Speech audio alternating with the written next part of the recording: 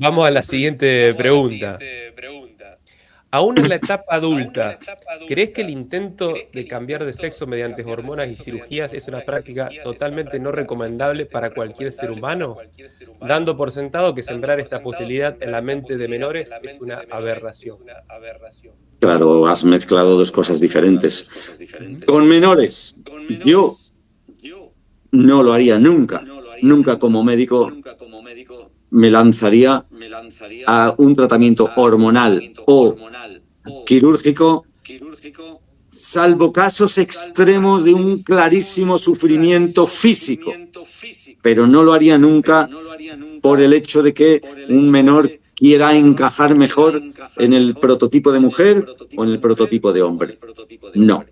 Que se espere a la edad adulta y lo decida como persona con capacidad para decidir y después de pensarlo mucho, porque son tratamientos absolutamente irreversibles.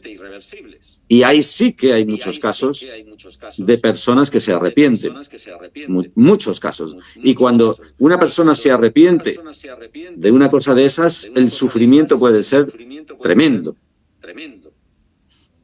Es completamente antinatural. Creo que hay unos poquitos casos, un porcentaje muy pequeño, que bueno, pues pueden requerir la cirugía. La cirugía, claro, está para algo. Debemos aprovecharnos de que existe la cirugía, pero no se debe generalizar. No al nivel que Hoy se lo día, quiere llevar, digamos, de Hoy normalizarlo. día yo considero que se está haciendo mucho daño a los adolescentes homosexuales, porque se les está confundiendo. Porque cuando tú eres homosexual con genitales masculinos y te gustan los hombres, pues puedes empezar a confundirte y pensar, uy, a lo mejor yo soy una mujer con cuerpo de hombre y lo que tengo que hacer es cambiarme mi cuerpo. No, señor, lo que tienes que hacer es estar orgulloso de que te gusten los hombres, pero que tengas un cuerpo de hombre y estar orgulloso de tu cuerpo de hombre. Es decir, no se puede tratar un complejo de inferioridad con una cirugía irreversible. Lo que hay que hacer es darle seguridad en sí misma a esa persona, darle pues autoestima, darle orgullo de su cuerpo, del cuerpo que tiene, de su orientación sexual, debe estar orgulloso y por ahí puede ir un tratamiento mucho más fácil y mucho más probablemente exitoso para esa persona que una cirugía y unas hormonas que van a hacer un cambio irreversible del que luego sí se arrepiente, porque es que además, claro, además es un cambio muy imperfecto. O sea, cuando a una mujer, cuando a una persona que ha nacido con vulva y con vagina se le pone un pedazo de carne rodeado de piel llamado pene, bueno, pues es una estafa, porque eso no es un pene, es un cacho de carne medio muerta que tiene ahí. Lo siento, pero es así y también pasa en el sentido contrario. O sea, yo creo que aquí hay un componente de clara estafa por parte de la medicina, porque está vendiendo como cambio de sexo algo que de ninguna manera va a ser un cambio de sexo de verdad, va a ser una apariencia de cambio pero va a ser muy imperfecto. Y eso pasa lo mismo que con el aborto. Información. Hace falta información. Y La gente debe saberlo. en los mínimos casos donde sí que sí, bueno, es posible, ¿por qué no? A ver, a mí me gusta la idea, o sea, visualizar esto como la idea de cambiar de sexo para mí es tan tonta como creer que puedo ser un anciano cuando soy joven, o ser un niño cuando soy adulto, o ser un superhéroe, o ser un animal. Obviamente desde lo energético y la imaginación a volar, pero digo, desde el cuerpo que me tocó y desde la edad que tengo, desde el día que está anotado que nací, eso es una realidad. Cuando hay pequeños casos que vos decís, bueno, ahí podría ser, ¿cuál sería la excepción? ¿Tiene que ver con esa intersexualidad o esa cosa realmente que en pequeñísimos casos hay una cosa difusa en cuanto a si es un sexo o el otro? Bueno, ahora no sé poner ejemplos de casos en los que claramente yo accedería a ese tratamiento. A mí me parece que en casi todos los casos, por no decir en todos, debe haber un proceso de probar antes otro tipo de terapias, psicoterapia, acudir a una consulta con un profesional que ayude a esa persona a tener una buena autoestima y estar seguros de que no es una cuestión de autoestima, no es una cuestión de complejos, no es una cuestión de discriminación por parte de la sociedad. No deben ser esas las razones.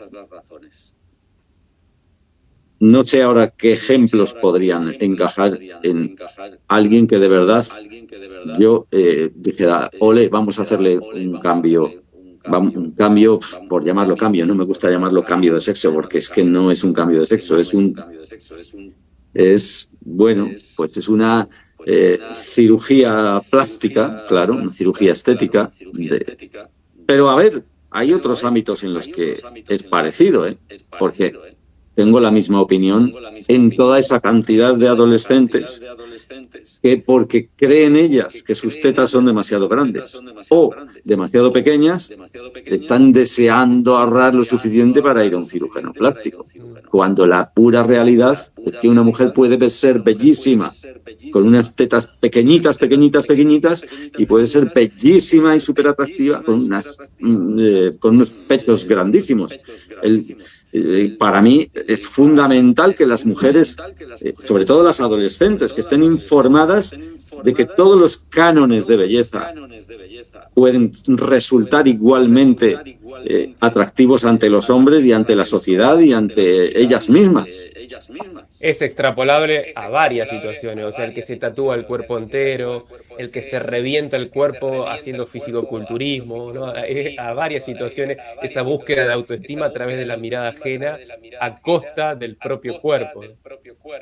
Claro, hay que hacerlo. Las cosas que son compatibles con la salud, pues siempre son más deseables. El culturista, el que va al gimnasio 3 veces por semana para estar más fuerte, bueno, pues de paso que mejora su cuerpo, va a estar más saludable. ¿Olé? Es así. Bueno,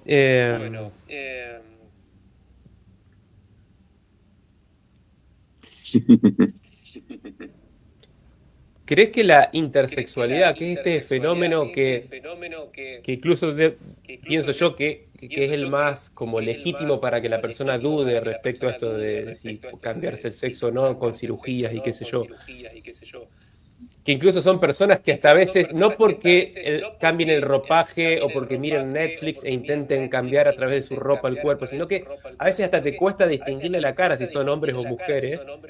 Digo, sí, es verdad. Claro.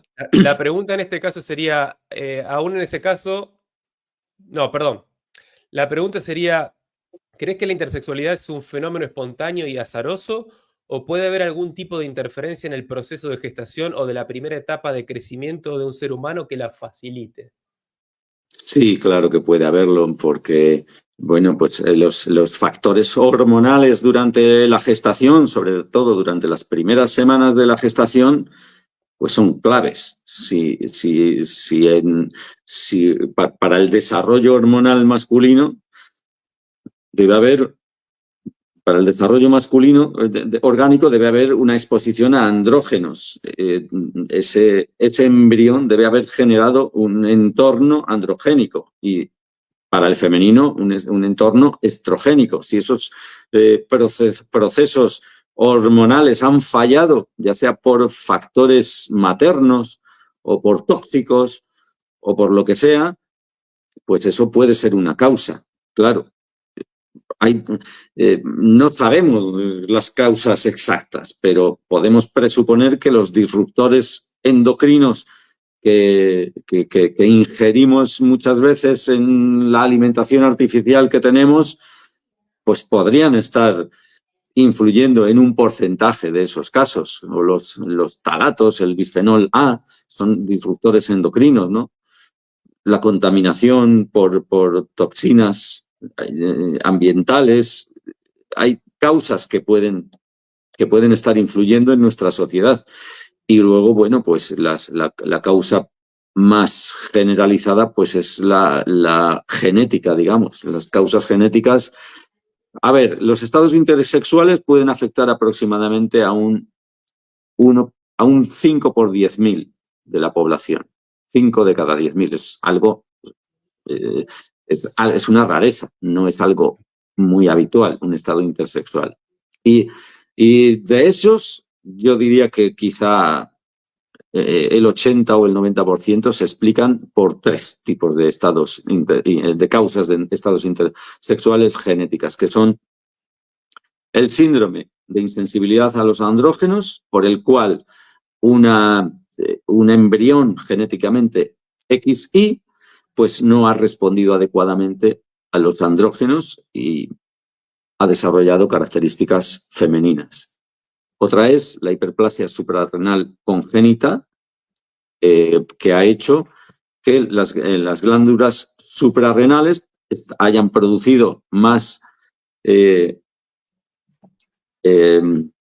algunas hormonas, de hormonas que habitualmente se producen en el estrés, y eso ha interferido en el desarrollo muchas veces de una mujer que ha llegado a desarrollar algunas características masculinoides. Y la otra es el síndrome de Klinefelter, que es una persona que no es XY, tampoco es XX, sino que es XXY.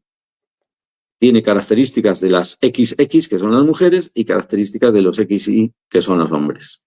Entonces, bueno, pues sí, en esos casos, claro, una persona sí que puede ser operada porque se va a sentir mejor. En esos casos, sí, en esos casos está claramente justificado. ¿Y hacia qué lado se debe hacer la operación?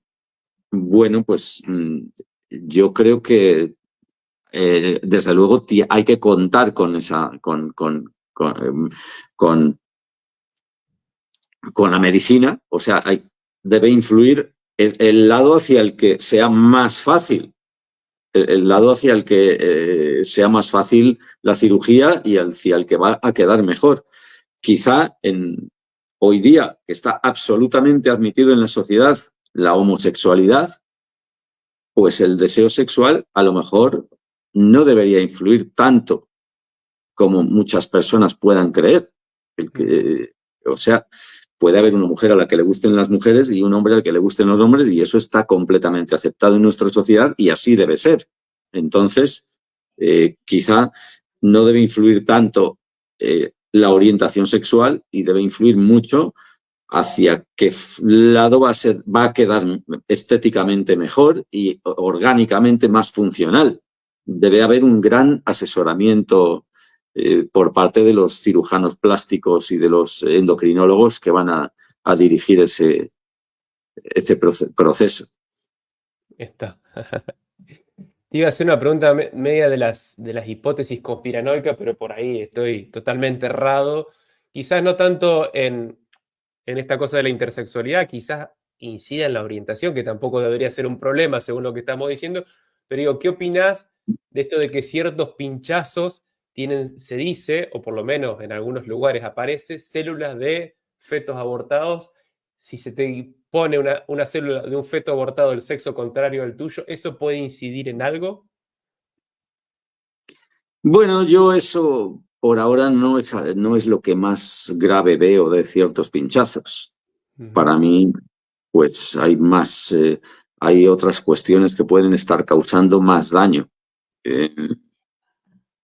Una son los adyuvantes que se utilizan, el que se meta una toxina que realmente no causaría ningún efecto inmunológico, pero para conseguir que haya un efecto inmunológico y de verdad desarrollemos anticuerpos, se coloca un adyuvante dentro de ese pinchazo, de tal forma que el adyuvante, como es algo que en gran cantidad sería un veneno, el cuerpo lo considera tóxico y ya sí produce esa reacción contra el antígeno que llevaba el pinchazo. Entonces, Si en el momento en que se realiza la inyección coinciden otras circunstancias, otras sustancias en el cuerpo, se pueden estar consiguiendo reacciones también contra esas otras sustancias que muchas veces pueden ser totalmente saludables, y es cuando surgen pues cosas como los trastornos autoinmunes, que están aumentando disparatadamente, están aumentando muy deprisa. Todo tipo de trastornos autoinmunes. A lo mejor tienen que ver con los pinchazos de la infancia o con los pinchazos posteriores. Y luego otro componente para mí muy preocupante es la tecnología mRNA, el RNA mensajero. Esta tecnología se estaba tratando de sacar adelante desde hace 15 años y no se conseguía sacar porque los estudios daban efectos secundarios graves y había que pasar pues la fase 1, la fase 2, la fase 3, la fase 4.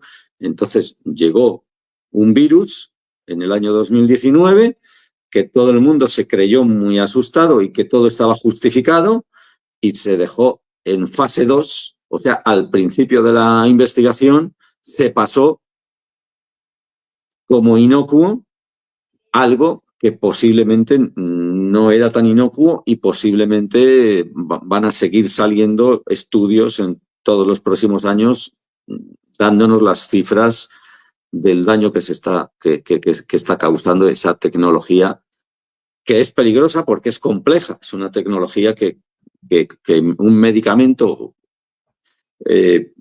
pues puede ser impredecible el efecto a medio o largo plazo.